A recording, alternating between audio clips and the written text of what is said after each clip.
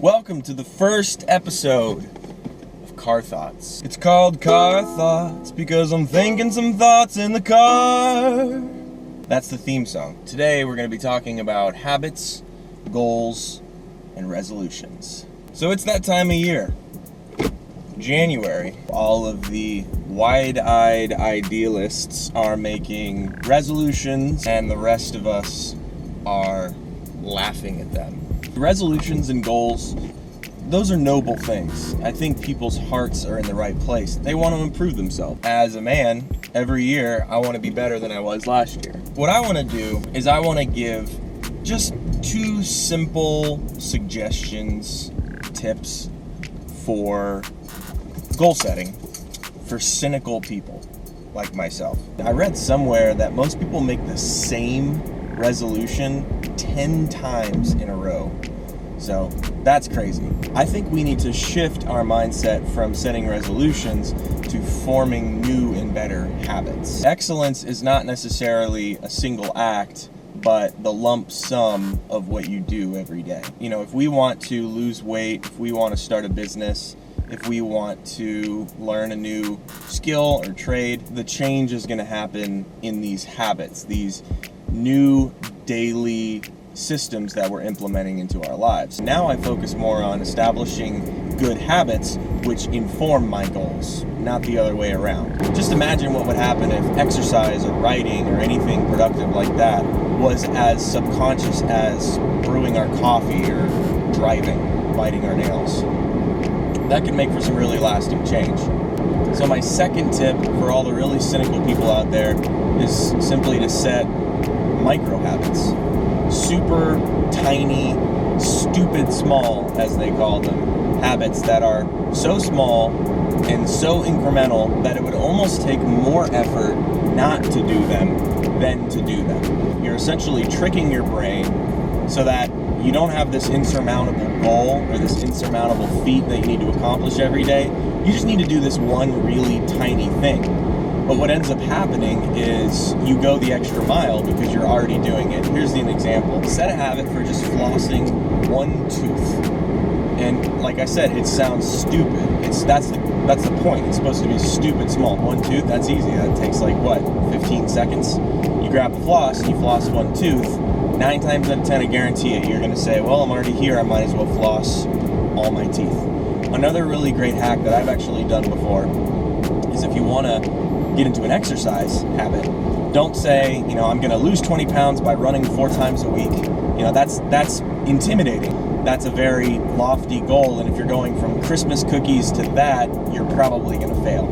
My recommendation is simply make a habit of setting your workout clothes by your bed. So that's all you got to do. The night before, put out your gym shorts, your tennis shoes, your shirt, put it next to your bed. And when you wake up, put them on. That's it. Just put on your tennis shoes, put on your gym clothes, put on your shirt. If you want to go crazy, you can also add to that, just step outside. No jogging, no running, no commitments to exercise, just putting on your workout clothes and stepping outside.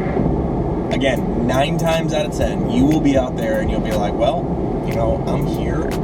I might as well just jog around the block once. And there you go. You've already done more exercise than you would have done if you set this big lofty goal and just didn't do anything at all. So those are my 2 tips. Number 1, don't focus on resolutions, focus on habits. Number 2, set these habits to be very, very small so that you would almost be an idiot to not accomplish them. Now there are some tools that can really help you stay on track with your habits. Evernote is pretty good for tracking habits, but an app that I highly recommend is one called Habit List. And I believe it is a paid app, but hey, if you're accomplishing habits and doing great stuff, it's worth every penny. Another app that I use is called Focus. It's also another paid app, but it's really, really good. You can find free alternatives to this. I'll put them in the show notes, but what Focus does is I set it to a schedule and it blocks distracting websites in the morning and at night, because those are the 2 times when I really need to be focusing on my habits that I can most often get derailed and get distracted. So Habit list, very helpful. Focus is very helpful, and there's a couple free alternatives as well that I'll put in the show notes. So what I would recommend to you is, when this video is through, write down 3 to 5 micro habits that you want to accomplish in the new year. So I'll give you one for me.